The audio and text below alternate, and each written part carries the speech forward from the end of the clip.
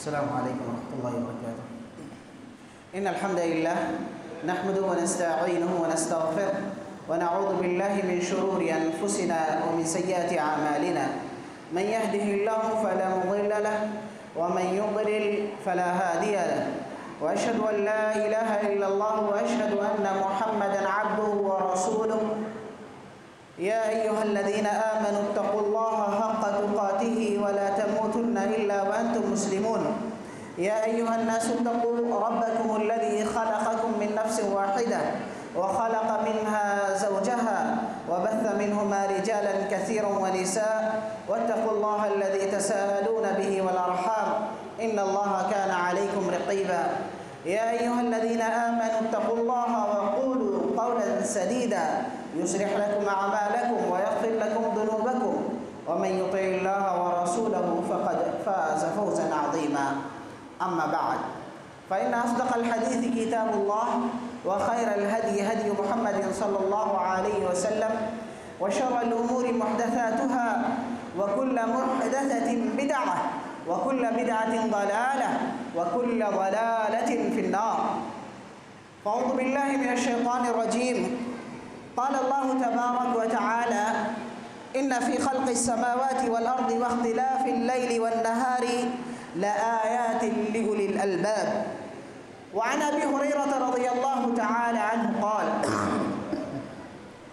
قال رسول الله صلى الله عليه وسلم اشتكت النار إلى ربها فقالت أكل بعضي بعضا فأذن لها بنفسين نفس في الشتاء ونفس في الصيف فأشد ما تجدون من الحر وأشد ما تجدون من الزمهرير. متفق علیہ. تمام قسم کی تعریف بڑائی و کبریائی اس رب العالمین کے لیے ہے جس رب نے ہمیں پیدا کیا، جس نے یہ آسمان، یہ زمین، یہ دن، یہ رات، یہ سورج، یہ چاند، یہ ہوائیں، یہ بارش، یہ گرمی، یہ سردی، یہ مختلف موسم جس رب نے بنایا، ہم اس رب کے بارے میں اقرار کرتے ہیں، گواہی دیتے ہیں کہ وہی رب واحد ہے جو خالق ہے، مالک ہے، مدبر ہے، معبود حقیقی ہے. اور ہم اس بات کی بھی گواہی دیتے ہیں کہ اللہ تبارک و تعالیٰ نے ہر امت کے اندر رسول کو بھیجا جن کا مقصد لوگوں کو اس رب واحد کی بندگی کرنا اور اس کے برعکس شرک، اللہ کے ساتھ غیر کی پرستش کرنا، اس سے روکنے کے لیے اللہ نے ہر امت میں رسول کو بھیجا. اس کی آخری کڑی حضرت محمد صلی اللہ علیہ وسلم جن کے بعد کوئی نبی آنے والا نہیں. ہم گواہی دیتے ہیں کہ محمد صلی اللہ علیہ وسلم اللہ کے برگزیدہ بندے اور اس کے رسول ہیں. آپ کے بعد کوئی نبی آنے والا نہیں. آپ پر، آپ کے آل و اصحاب پر اور قیامت تک آنے والے تمام مؤمنوں پر اللہ کی بے شمار رحمتیں اور برکتیں نازل ہوں. محترم سامعین، خطبہ حاجہ کے بعد میں نے آپ کے سامنے قرآن مجید کی ایک آیت اور صحیحین کی ایک روایت جو ابو ہریرہ رضی اللہ تعالی عنہ سے مروی ہے اس کو بیان کیا. اسی آیت اور حدیث کی روشنی میں آپ کے سامنے کچھ باتیں کتاب و سنت کی روشنی میں رکھنے کی کوشش کروں گا. محترم سامعین، ابھی ہم جن ایام سے گزر رہے ہیں یہ موسم کے اعتبار سے موسم گرما ہے، گرمی کا موسم ہے. گرمی کے موسم میں ہم اس کی شدت سے بڑے پریشان ہیں، لیکن اللہ تبارک و تعالیٰ نے دنیا کا ایک نظام بنا رکھا ہے. یہاں گرمی آئے گی، پھر اس کے بعد یہ ہمیشہ باقی نہیں رہے گی. اس کے بعد موسم بدلے گا، موسم کروٹ لے گا، اس کے بعد دوسرا موسم آئے گا. پھر اسی طرح یہ رب کا نظام چلتا رہتا ہے. دن آتا ہے، دن مسلسل یوں ہی جاری نہیں رہتا. اس کے بعد رات آتا ہے، سورج نکلتا ہے، اس کی شعاعیں شدید ہوتی ہیں، نصف النہار ہوتا ہے، پھر شام ہوتے تک وہ سورج بھی ڈھل جاتا ہے. اسی طرح چاند نکلتا ہے، دن میں وہ غائب ہو جاتا ہے. یہ رب کا اپنا نظام ہے. اور اللہ تبارک و تعالیٰ نے دنیا کے اس نظام کے سلسلے میں قرآن مجید میں ارشاد فرمایا، ان فی خلق السماوات والارض واختلاف اللیل والنہار لآیات لأولی الالباب. کہ بے شک اللہ تبارک و تعالیٰ نے جو یہ آسمانوں کو پیدا کیا، یہ اس زمین کو جو اللہ تبارک و تعالیٰ نے پیدا کیا، پھر دن اور رات کا جو اختلاف ہے، اس میں سمجھنے والوں کے لیے، غور و فکر کرنے والوں کے لیے بہت ساری نشانیاں ہیں۔ اللہ تبارک و تعالیٰ نے ہمیں پیدا کیا، ہمارے لیے ساری کائنات کو پیدا کیا، تو اس میں یہ دن اور سورج، یہ چاند، یہ مختلف چیزیں پیدا کی، تو اس کی قدرت، اللہ کی قدرت، اس کو دیکھ کر اللہ کی قدرت کا آپ اندازہ کر سکتے ہیں۔ اس میں سمجھنے والوں کے لیے بہت ساری نشانیاں ہیں کہ یہ چیزیں، یہ سورج کی شعاعیں جو ہمارے سے لاکھوں میل، کروڑوں میل دور ہے، لیکن کیا ہے، اس کی تپش، اس کی شدت ہم محسوس کرتے ہیں۔ اور اسی طرح اللہ تبارک و تعالیٰ نے ایک واحد سورج کے ذریعے پورے دنیا کو روشن کر دیا۔ اسی طرح چاند، جس کی روشنی سے رات کے اندھیرے میں بھی آدمی کو راستے معلوم ہوتے ہیں، روشنی کا احساس ہوتا ہے، اس کی روشنی ٹھنڈی ہوتی ہے، جبکہ سورج کی روشنی گرم ہوتی ہے، اس میں کیا ہے، شدت محسوس ہوتا ہے لوگوں کو۔ تو یوں ہی اللہ تبارک و تعالیٰ نے پیدا نہیں کر دیا۔ آپ جو گرمی کی شدت محسوس کرتے ہیں، یہ اللہ کی طرف سے کوئی ظلم نہیں ہے، بلکہ اللہ کا نظام ہے۔ اللہ نے دنیا کا نظام بنایا ہے، اور اللہ کا کام کوئی بے مقصد، بے سبب نہیں ہوتا۔ اس میں بے شمار فائدے ہیں ہمارے اپنے نفس کے لیے، ہماری اپنی جان کے لیے، اور اسی طرح دنیا کا جو نظام اللہ نے بنایا ہے اس کے لیے بھی یہ سورج کی تپش، یہ سورج کی شعاعیں بہت مفید ہیں۔ لہذا گرمی کی جب شدت آپ کو محسوس ہو تو گھبرانا نہیں چاہیے۔ ایک مومن اس میں بھی اپنے لیے عبرت تلاش کرتا ہے، وہ اپنے لیے اس میں نصیحت تلاش کرتا ہے، اپنے لیے وہ آخرت کو ہمیشہ ترجیح دیتا ہے کہ اس گرمی کی شدت کو دیکھ کر کم ہمیں آخرت تو یاد تو نہیں آ رہی، کیا ہم دنیاوی چیزوں میں مشغول تو نہیں؟ اللہ تبارک و تعالیٰ نے اس گرمی کے ذریعے بھی ہمیں آخرت یاد دلائی۔ ابو ہریرہ رضی اللہ تعالیٰ عنہ کی حدیث جو میں نے آپ کے سامنے پیش کی، اس میں اللہ کے رسول صلی اللہ علیہ وسلم نے فرمایا، اشتکت النار الی ربہا، کہ جہنم نے، آگ نے اپنے رب سے شکایت کی، رب کے سامنے اپنا فریاد لے کر حاضر ہوا جہنم، اور اس نے کیا کہا، اشتکت النار الی ربہا فقالت اکل بعضی بعضا، کہ میرا بعض حصہ بعض کو کھا رہا ہے۔ یعنی جہنم کی شدت اتنی شدید ہے، اتنا سخت ہے کہ جہنم بھی اس سے پناہ مانگ رہا ہے، جہنم بھی اس سے کیا ہے، اس کی تپش برداشت نہیں کر رہا ہے۔ تو اس کے باوجود جب اس نے شکایت کی اور رب سبحانہ و تعالیٰ کے سامنے، اشتکت النار الی ربہا، کہ رب کے سامنے شکایت کی، اکل بعضی بعضا، کہ میرا بعض حصہ بعض کو کھا رہا ہے، کیا کروں؟ اللہ تبارک و تعالیٰ نے فَأَذِنَ لَهَا بِنَفَسَيْنِ، اسے 2 سانس لینے کا حکم دیا کہ تم 2 سانس لے سکتے ہو سال بھر کے اندر۔ تو اسی سانس کی وجہ سے تم گرمی کی شدت محسوس کرتے ہو، اور اسی سانس کی وجہ سے سردی کی تم سردی کی جو کیا ہے، آپ اپنے جسم میں جو ٹھنڈک محسوس کرتے ہیں، اسی جہنم کی سانس کی وجہ سے ہے۔ تو آپ سوچ سکتے ہیں کہ اس کا یہ تنفس، اس کا یہ سانس لینے کی وجہ سے آپ کتنے پریشان ہو جاتے ہیں، دھوپ میں آپ نکل نہیں سکتے، اس کی شعاعیں آپ اپنے کیا ہے بلا واسطہ ڈائریکٹ آپ اپنے اوپر کیا ہے بالواسطہ آپ اسے ایکسیپٹ نہیں کر سکتے، آپ کے جسم کو وہ بہت شدید اور سخت محسوس ہوتا ہے۔ تو آپ سوچ سکتے ہو جہنم کتنا سخت ہوگا۔ اللہ کے رسول صلی اللہ علیہ وسلم کی ایک دوسری حدیث ہے کہ جہنم کی آگ، جہنم کی جو دہکائی ہوئی آگ ہے، دنیاوی آگ کے بالمقابل جو انسان آگ جلاتا ہے اس سے 69 گنا کیا ہے شدید اور سخت ہے، یعنی دنیا کی آگ 70واں حصہ ہے، 69 گنا اس سے کہیں سخت اور شدید ہے۔ جبکہ آپ کیا ہے معمولی سی انسانوں کی جلائی ہوئی آگ جو آپ چولہا جلاتے ہیں، سیکنڈوں بھر کے لیے آپ کیا ہے اس میں اپنی انگلی نہیں ڈال سکتے، جہنم کتنا شدید اور سخت ہوگا۔ اس کی سانس کی وجہ سے گرمی کی شدت محسوس ہوتی ہے، اسی طرح سردی کی شدت بھی محسوس ہوتی ہے۔ تو اللہ سے دعا ہے کہ اللہ تبارک و تعالیٰ اس بری جگہ سے ہمیں اور آپ کو محفوظ رکھے، اللہ ہمیں اور آپ کو جنت میں داخلہ نصیب فرمائے، جہنم والی بری جگہ سے ہمیں اور آپ کو بچائے۔ جہنم بہت بری جگہ ہے، سیکنڈوں کے لیے جانا انسان کو گوارا نہیں ہو سکتا۔ آپ سوچتے ہیں کہ ہم مسلمان ہیں، ہم جہنم سے بچ جائیں گے، ہم صاحب ایمان ہیں، اللہ پر ایمان رکھتے ہیں، رسول کی رسالت کا اقرار کرتے ہیں، جنت ہماری وراثت ہے۔ نہیں نہیں، جنت آپ کی وراثت نہیں ہے۔ اللہ کے رسول صلی اللہ علیہ وسلم کی حدیث ہے کہ بنی آدم ہر کوئی جنت میں جائے گا سوائے وہ شخص کے جس نے جنت میں جانے سے انکار کر دے۔ اللہ کے رسول صلی اللہ علیہ وسلم سے صحابہ نے کہا کہ جنت میں کون جانے سے انکار کرے گا؟ تو کہا کہ اللہ کے رسول صلی اللہ علیہ وسلم نے فرمایا من اطاعنی دخل الجنہ ومن عصانی فقد ابا، کہ جس نے میری اطاعت و فرما برداری کی گویا اس نے جنت میں جانے کی اپنی تیاری کی۔ اگر اس نے اللہ اور اس کے رسول کے بتائے ہوئے طریقے کے مطابق اپنی زندگی نہیں گزاری گویا اس نے اپنے آپ کو جنت سے جانے سے انکار کر دیا۔ تو یہ گرمی کا موسم ہمیں اس درس دیتا ہے کہ ہم اس گرمی کو تو برداشت کر سکتے ہیں، لیکن آخرت کی جو گرمی ہوگی، جو محشر کے میدان میں جو گرمی ہوگی، اسی طرح جو جہنم کی گرمی ہوگی، قبر کی جو گرمی ہوگی، آپ برداشت نہیں کر سکتے۔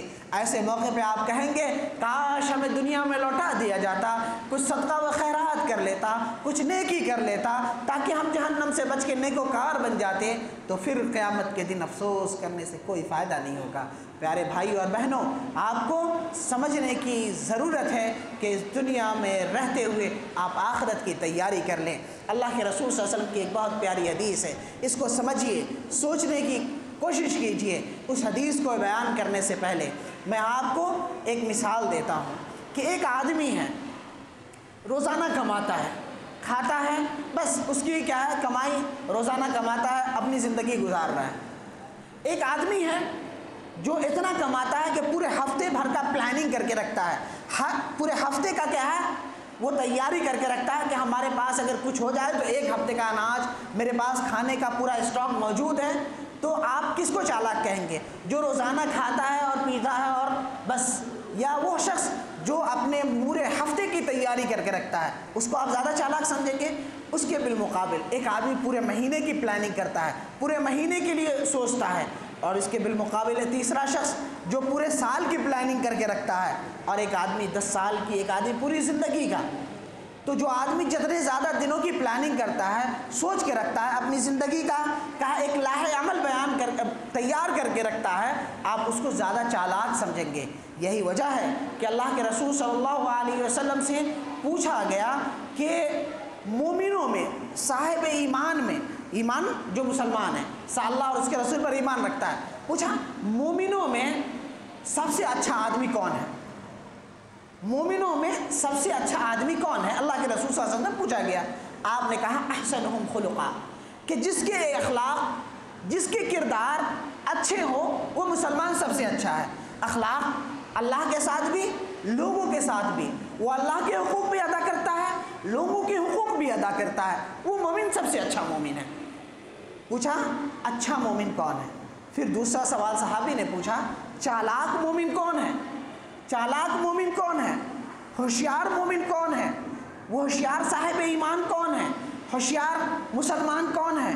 تو اللہ کے رسول صلی اللہ علیہ وسلم نے فرمایا کہ جو موت کو یاد کرتا ہے اور موت کے بعد کی زندگی کی تیاری کرتا ہے، اس دنیا میں رہتے ہوئے اس دنیا میں اپنے دل کو نہیں لگاتا مکمل طور پہ، دنیا سے اتنا ہی دل لگاتا ہے جتنی اس کی ضرورت ہوتی ہے، لیکن وہ ہمیشہ ترجیح آخرت کو دیتا ہے، تو وہ مومن سب سے چالاک ہے، وہ سب سے اچھا مسلمان ہے، سب سے چالاک مومن ہے۔ تو میں نے مثال دیا تھا کہ جو آدمی ایک ہفتے کی تیاری کر کے رکھتا ہے، ایک مہینے کی تیاری کر کے رکھتا ہے، ایک سال کی، ایک 10 سال کی، تو کہیں گے جو زیادہ تیاری کر کے رکھتا ہے، پلاننگ کر کے رکھتا ہے، ارے بڑا ہوشیار آدمی ہے، بڑا کامیاب آدمی ہے۔ ایک آدمی اس دنیا میں رہتے ہوئے اس دنیا کے بعد کی زندگی کی تیاری کر لے، کیا وہ چالاک نہیں ہے؟ وہی تو حقیقی چالاک ہے کہ اس دنیا میں رہتے ہوئے ہمیشگی کا جو گھر ہے، جو ہمیشگی کا ٹھکانہ ہے، وہاں دو ہی ٹھکانہ ہے، ایک اچھا ٹھکانہ، ایک برا ٹھکانہ۔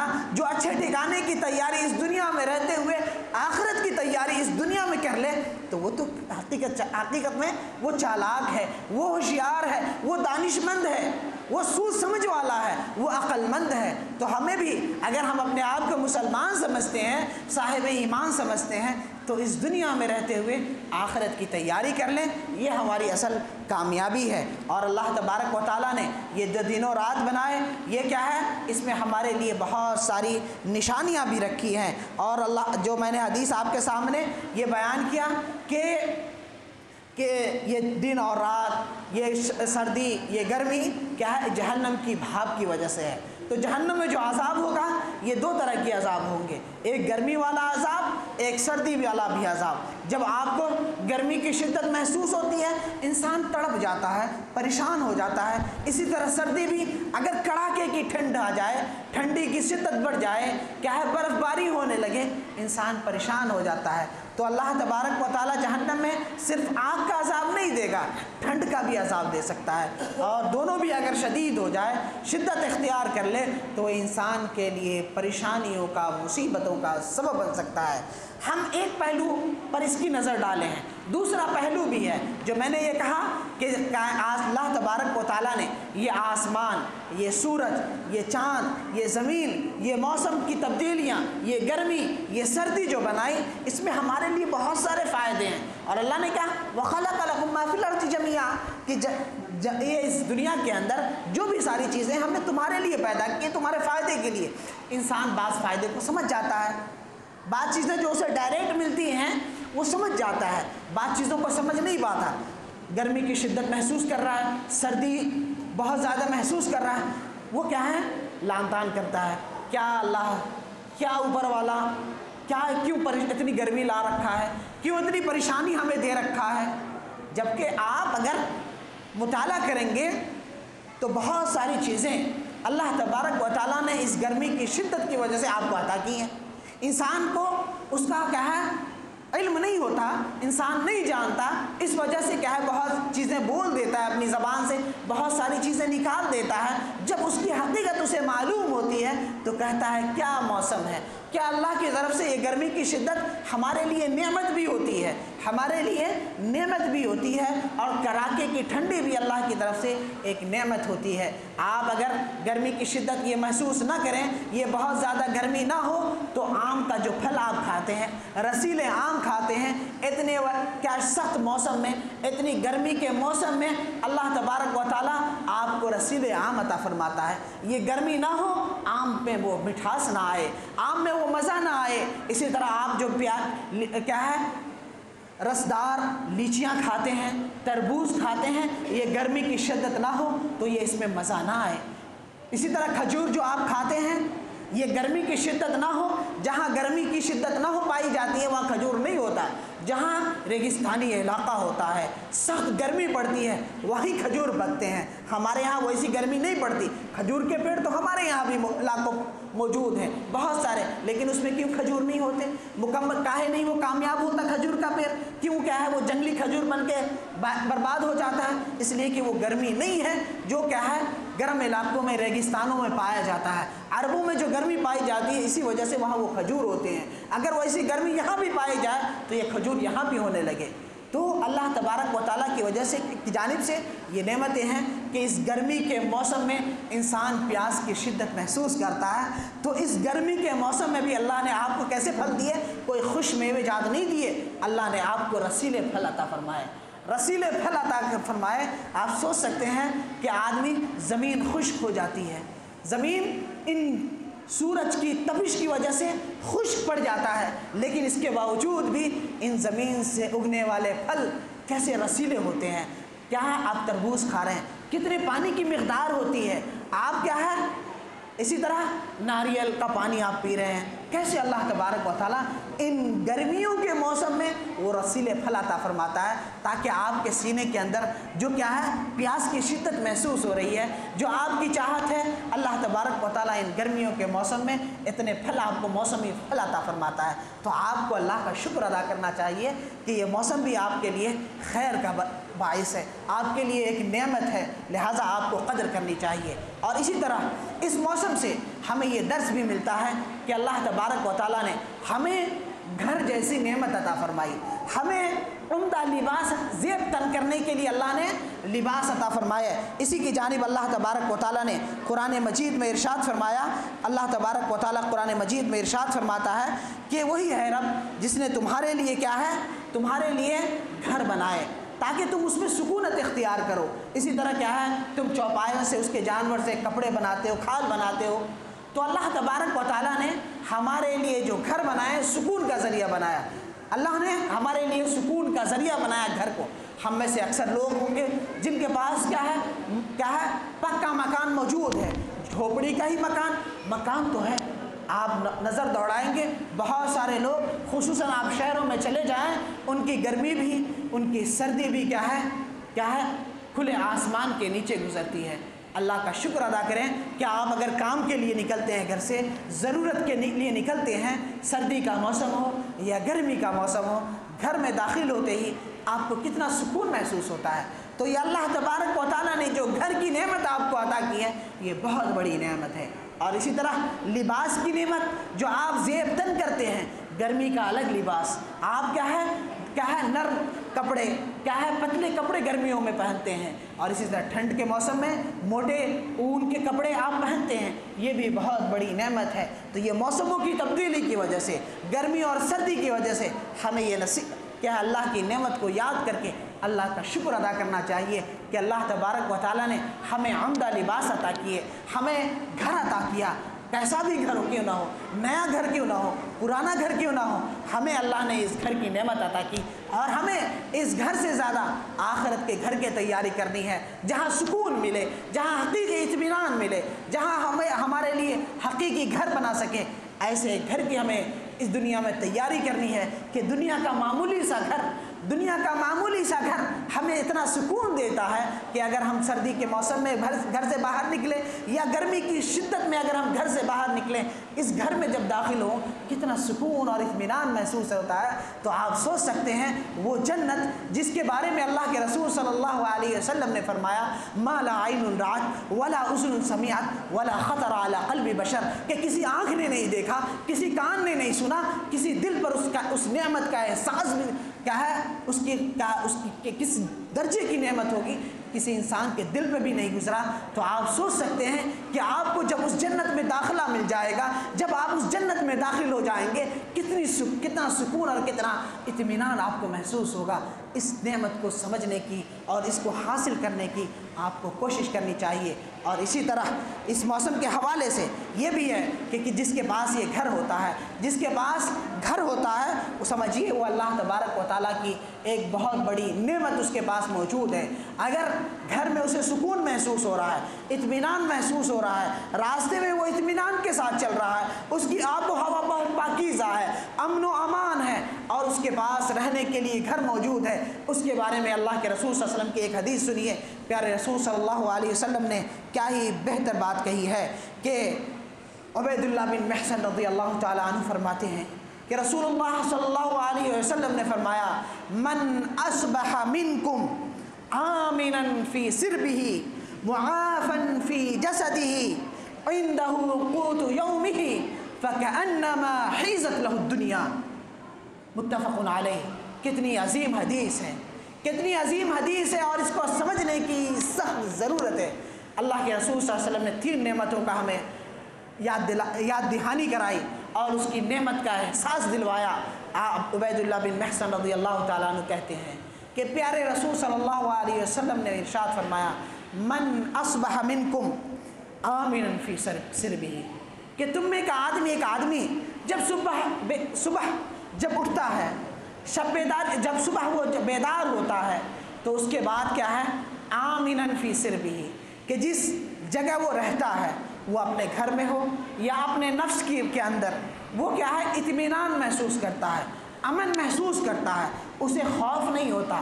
آمنا فی سربہ، وہ اپنے گھر میں، اپنے محلے میں، اپنے گاؤں میں، اپنے شہر میں، اپنے ملک کے اندر اگر وہ امن محسوس کرتا ہے، اسے شانتی محسوس ہوتی ہے۔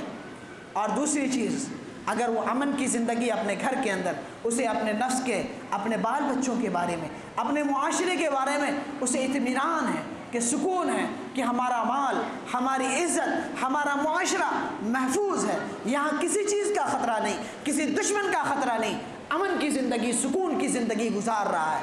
آمناً فی سربہ، دوسری بات بتایا معافن فی جسدی، اس کا جسم بیماریوں سے پاک ہے، وہ صحت مند ہے، وہ آدمی صحت مند ہے، اپنے آپ میں ریلیکس محسوس کرتا ہے۔ وَعِندَهُ قُوتُ يَوْمِهِ، اور تیسری چیز بتائی کہ اس کے پاس اس دن کھانے پینے کی چیزیں موجود ہیں۔ پہلی چیز اس کے معاشرے میں امن و امن موجود ہے، گھر اس میں کے اندر وہ سکون محسوس کرتا ہے۔ دوسری چیز بتائی کہ وہ صحت مند ہے، اس کا صحت بحال ہے، وہ صحت مند انسان ہے۔ اور تیسری چیز بتائی کہ اس کے پاس دن بھر کھانے کے لیے غذا موجود ہے۔ تو آپ نے ان تین نعمتوں کا ذکر کرنے کے بعد کہا فَكَأَنَّمَا حِيزَتْ لَهُ الدُّنْيَا، اس کے پاس دنیا جہاں کی ساری نعمتیں جمع کر دی گئی، اس کے پاس دنیا جہاں کی ساری نعمتیں موجود ہیں۔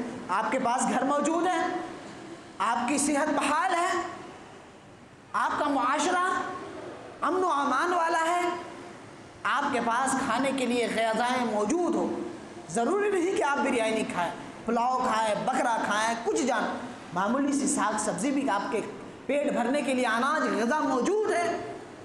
آپ کے پاس دنیا کی سب سے بڑی نعمت موجود ہے، اور ان نعمتوں کے بارے میں اللہ قیامت کے دن پوچھے گا وَإِن تَعُدُّوا نِعْمَةَ اللَّهِ لَا تُحْصُوهَا، کہ اللہ کی نعمتیں اتنی ہیں تم گن نہیں سکتے۔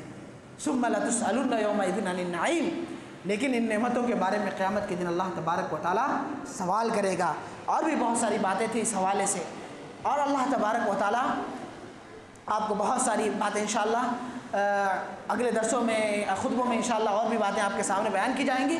وقت ہو گیا ہے، اس لیے اللہ تبارک و تعالیٰ سے دعا ہے کہ اللہ تبارک و تعالیٰ نے جو بھی ہمیں نعمتیں عطا کی ہیں کسی بھی طور پہ، وہ موسم کے حوالے سے، یہ گھر کی نعمت ہو یا اولاد کی نعمت ہو یا دنیا جہاں کی کوئی بھی نعمت ہو، اللہ ہمیں اسے قدر کرنے کی اور اس کے حق کو ادا کرنے کی توفیق عنایت فرمائے۔ اللہ تبارک و تعالیٰ ہمیں جب تک اس دنیا میں رکھے ایمان کے ساتھ رکھے، صحت کے ساتھ رکھے، امن و امان ہمارے معاشرے میں اللہ تبارک و تعالیٰ باقی اور ساری رکھے۔ جو بھی لوگ معاشرے کے امن کو غارت کرنے کی کوشش کرتے ہیں، اللہ ان کے مکروں کو انہی پر لوٹا دے، اللہ ان کے مکروں میں انہیں کامیاب نہ کرے، اللہ ان کے مکروں کو برباد کر دے۔ اللہ ہمارے معاشرے کو امن والا بنائے، سکون والا بنائے، اور اللہ ہمیں یہ ہمیشہ جب تک اس دنیا میں رکھے ایمان کے ساتھ رکھے، صحت کے ساتھ رکھے۔ اقول قولی ھذا استغفر اللہ لی ولکم ولسائر المسلمین من کل ذنب فاستغفروہ انہ هو الغفور الرحیم۔